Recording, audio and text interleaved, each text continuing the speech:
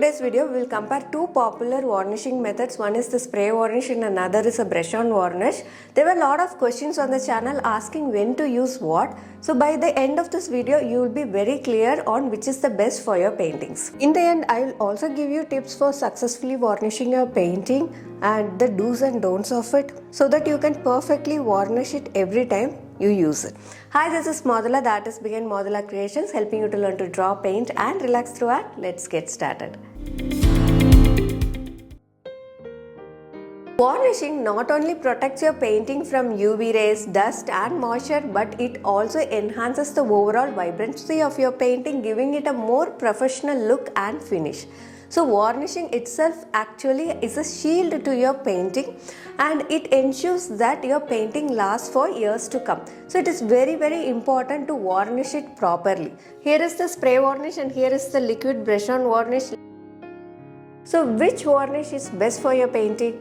It completely depends on the artwork. So if your painting is very large and if it is too much textured, like it has lot of ridges, then the spray varnish is the best choice for you. Because the spray varnish can settle down on all those ups and downs of your painting uniformly. So it's very easy to use. As well as if the painting is very large, it is very hard for you to brush on it completely in a uniform manner. So you might leave a lot of brush strokes. So it is better to go with a spray varnish.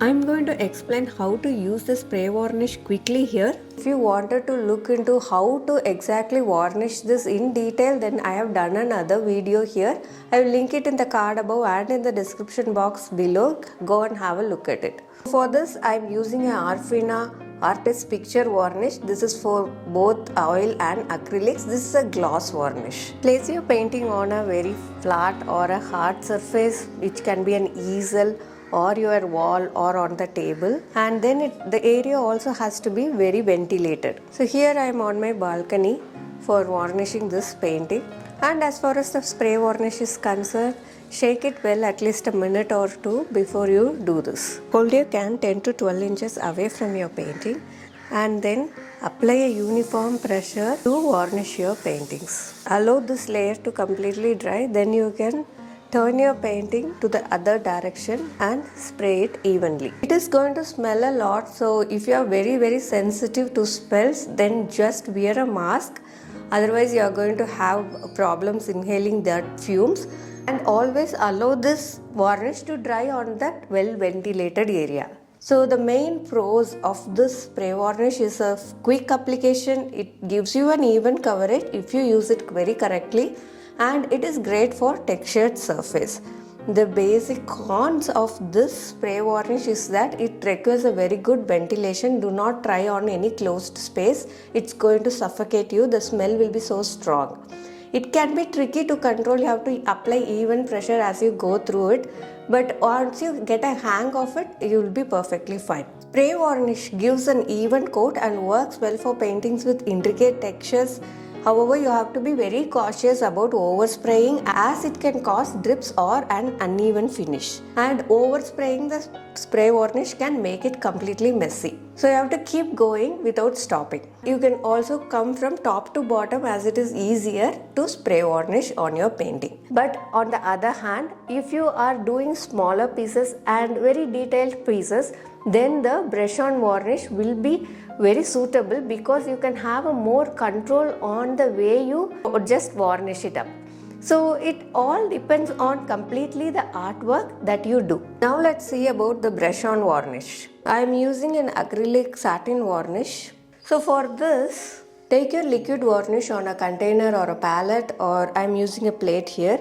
So just dip your synthetic brush. It should be a flat synthetic brush, and go over your painting slowly on one direction. Allow the first layer to dry completely for at least 24 hours before you go on with the next layer. So here I am going horizontally, and after it dries, I will go vertically over the painting to finish varnishing it. Wash the brush thoroughly after you use it. Let the first coat dry for at least 24 hours before adding a second coat in the opposite direction for a better coverage. So brush on varnish allows you to control the thickness of the coat, but it does require patience and a steady hand to avoid brush marks. So the pros of this is more control over application. It works for small or detailed paintings and no ventilation is required, so you can confidently do the brush on varnish on indoor spaces as well. The cons of doing a brush on varnish, it's very time consuming. If at all you are doing a very large piece with a brush on varnish, it is going to take a lot of time and a very steady hand, and the risk of brush marks. So if you are overdoing it, you will be able to see all the brush marks on your painting, and it requires careful cleaning of tool. You cannot leave your brushes or palette as it is, then your brushes will never be usable. So you'll have to clean immediately after every session. You can use this brush on varnish indoors as well, because it is not going to create that much of a fumes.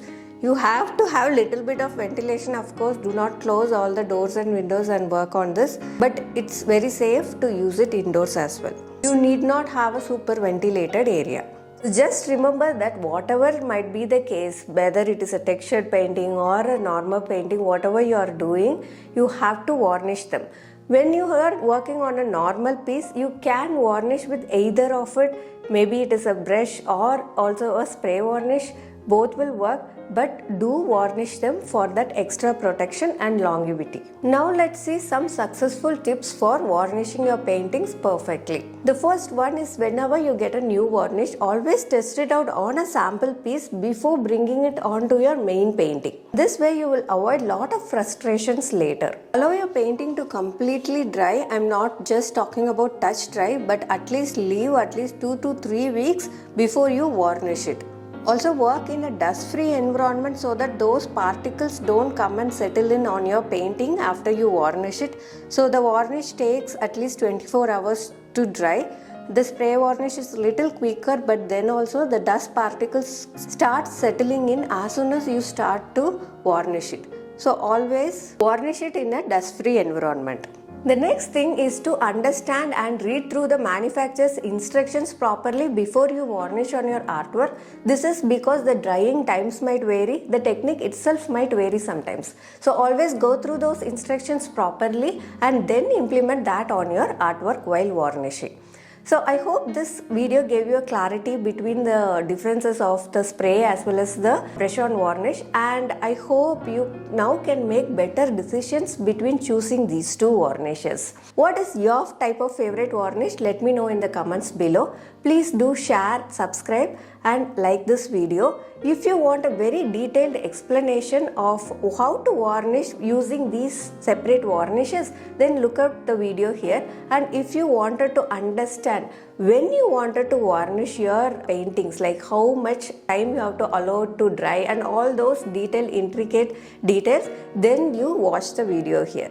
See you in another similar video. Bye from Madhula. Happy painting.